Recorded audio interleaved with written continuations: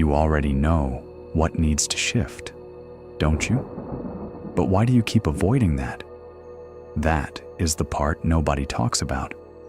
Most people frame this as a problem of not knowing what to do, not knowing which direction to go, not knowing what the shift even looks like. But that is almost never the real issue. The real issue is that you know. You have known for a while, and you keep not doing it.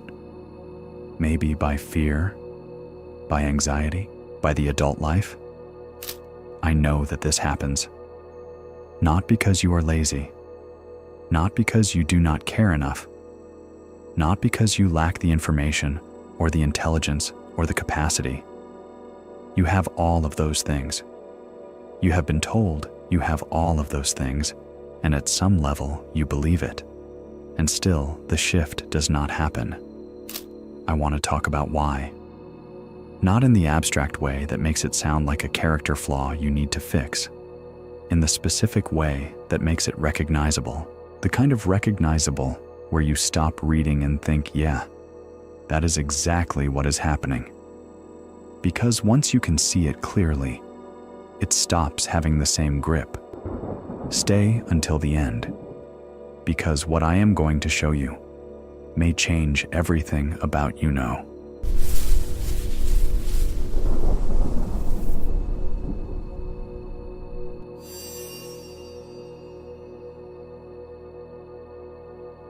I avoided my own shift for longer than I want to admit. I reached my early 20s not knowing who I was, what I wanted to do with my life, or what profession I should pursue. So I know this feeling. And this happened not consciously. I wasn't sitting there thinking, I am going to avoid this today. I was busy. I had reasons. Good ones, actually. There was always something that needed to happen first. Some condition that was not yet met. Some version of not quite ready that felt completely legitimate in the moment. And underneath all of those legitimate reasons was something I did not want to look at directly. The shift felt too big to be reversible, and reversibility, the ability to go back if it does not work, is the safety net that the current state provides. The familiar discomfort of where you are has one thing going for it, that the unknown of where you could be does not. You already know you can survive it. You have been surviving it. The evidence is right there. The unknown does not come with that guarantee.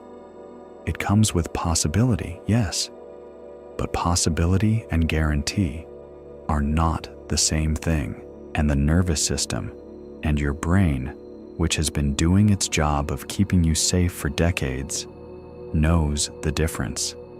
Avoidance is not a weakness. It is the nervous system doing exactly what it was designed to do, protecting you from what it cannot yet verify as safe. The shift looks like a threat, not because it is one, but because it has not yet been experienced. And the nervous system does not work on probability. It works on precedent. What you have done before, you can do again. That is precedent. What you have not yet done has no precedent. And no precedent feels, to the part of you that manages survival, like risk, so you put it off. And the putting off feels reasonable. And a week passes, and then a month, and the shift you knew you needed to make starts to accrue a kind of weight around it that makes approaching it feel heavier each time, not because the shift itself got harder, but because the avoidance built up around it. Now let's talk about the thing that happens when you avoid your natural quantum shift, the loop.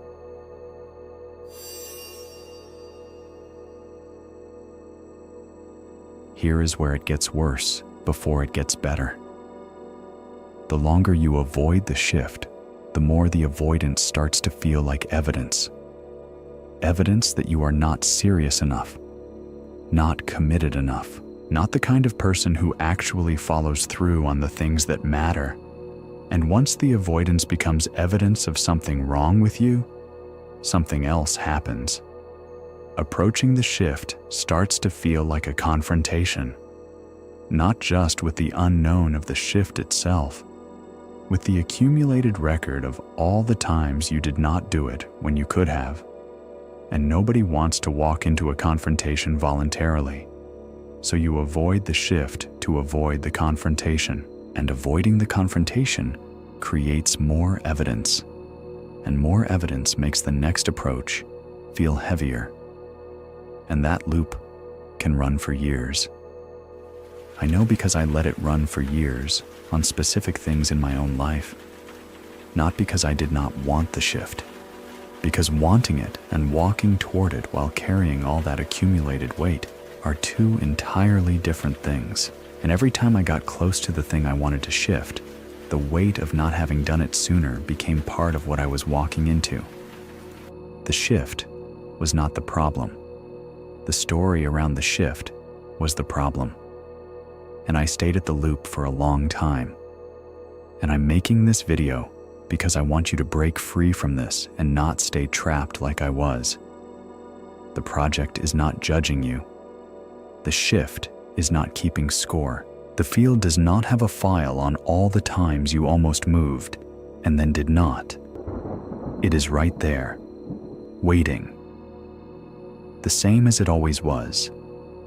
The only thing that changed is the story you have to build around that waiting.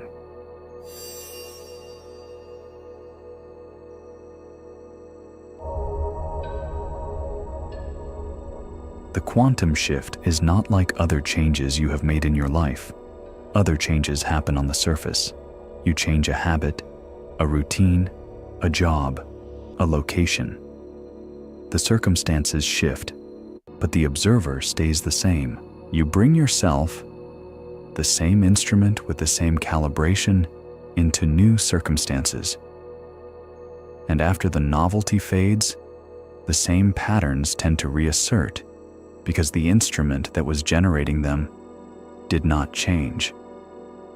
The quantum shift is different because it is the observer that shifts, not what you are looking at, the one doing the looking. And that is a more fundamental change than any change in circumstances can produce, which is also why it is more threatening to your nervous system. Changing circumstances keeps you intact. Changing the observer changes what you are, not in a dramatic or destructive way, but in a way that means the version of you that exists after the shift is genuinely different from the version that exists before it. And the version that exists before it is the one that has been surviving, the one that has precedent, the one the nervous system knows how to protect. So the nervous system does not just resist the shift because the outcome is uncertain. It resists the shift because the shift involves a genuine change in the one doing the experiencing. And that feels, from the inside, like a kind of ending, like a spiritual death. And it is not an ending. It is a graduation. But the nervous system cannot tell those apart from the inside of the one that has not made it yet. This is why the quantum shift specifically tends to get avoided longer and harder than other changes. Not because you are more resistant to it, because it is asking for something deeper than surface change. And deep change requires a quality of trust that the nervous system will only develop through direct experience of surviving it. So now tell me below in the comments, what is the shift you have been circling without making? Not the version you have been telling people about, the actual one underneath that. You need to write that because naming it here, in this context, with this understanding of why you have been avoiding it, changes the relationship with it. Now let's see what happens if you avoid this shift.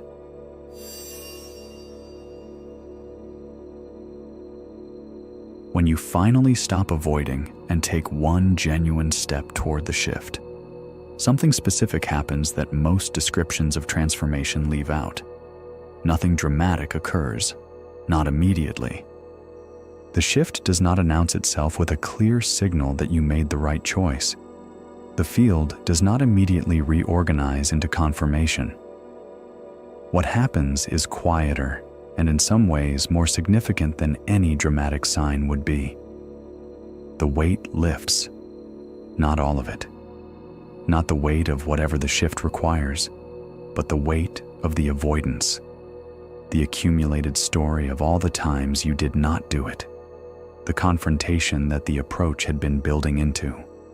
That weight, which had been making the shift feel heavier than it actually is, disappears the moment you take the step, because the weight was never in the shift. The weight was in the avoidance, and avoidance ends the moment you move. I remember the first time I experienced this clearly. I had been circling something for long enough that approaching it felt enormous. The actual thing I needed to do was small.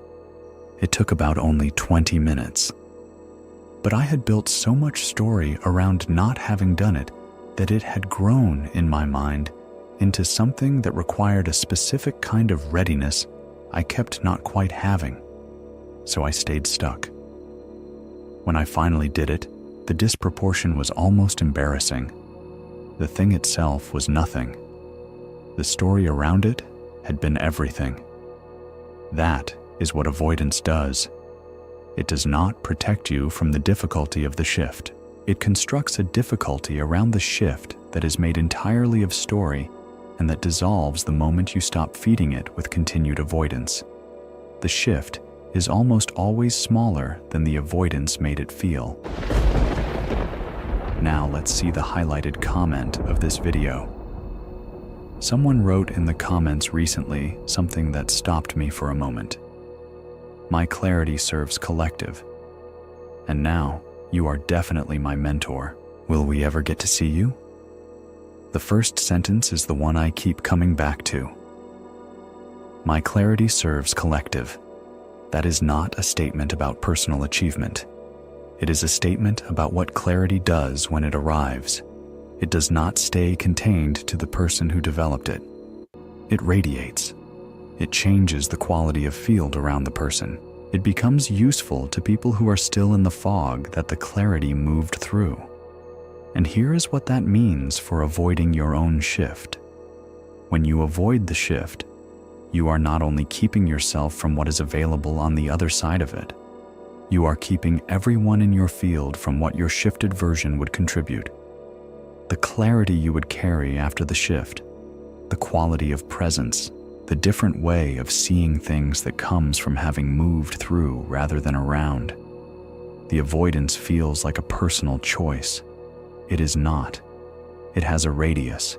And to the question about whether you will get to see me, the answer is yes. If you feel that I am your mentor with all your heart, so I am. I have been appearing in recent videos and will continue to. The channel started as a voice. It is becoming a presence. That shift, showing up more directly, is one I have been making gradually because some shifts require the same thing this video is describing. One step at a time, rather than waiting for perfect readiness that never arrives. The clarity is still developing, but developing clarity serves, even before it is complete. Thank you so much for your comment on this channel.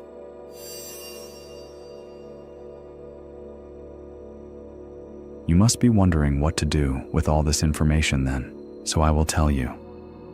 You do not need to complete the shift today. You do not need to be ready for everything it involves. You do not need to resolve the uncertainty about where it leads. You do not need to have a plan for what comes after. You just need to take one step that is actually toward it.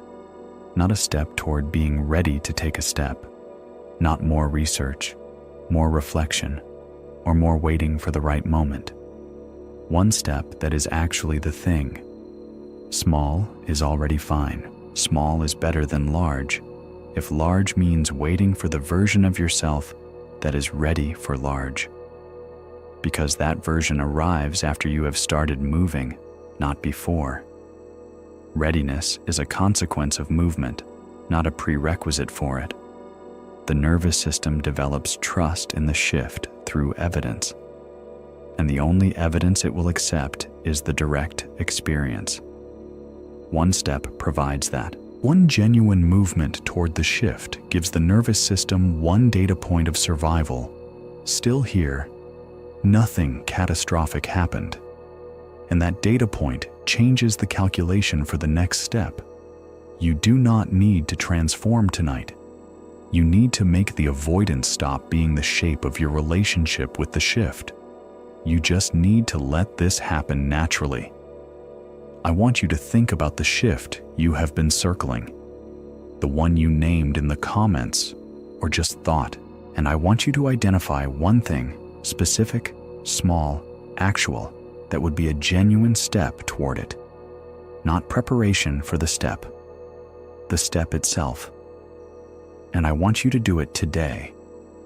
Not because today is special, because today is the day you are in, and the shift does not care which day you start.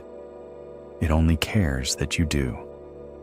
Write in the comments one thing you are doing today, because the people who write it are significantly more likely to actually do it, and the doing is the only thing that matters. The shift you have been avoiding is not waiting to judge you for how long it took. It does not carry the weight of the avoidance the way you do. It is just there, the same as it always was, still available, still the direction the field has been showing you, still possible to move toward today in a way that is smaller and less confrontational than the story around it has been suggesting. You are not behind. You have not used up your window. The fact that you are here, engaging with this specific content at this specific moment, is itself evidence that the shift is still live, still in the field, still waiting for the movement that turns potential into actual. If you feel like you are in the middle of a transition right now, if the shift you have been avoiding is already in motion, even if partially, the Quantum Transition Field Guide was just made for you, and it is in the description. All the pages built for someone who is actively navigating this. The phases of what a genuine quantum transition produces in the body and in experience, 5 practical protocols, and 1-month navigation guide. The audiobook is also available if you prefer to listen. Take yours now and let your quantum shift and quantum transition happen.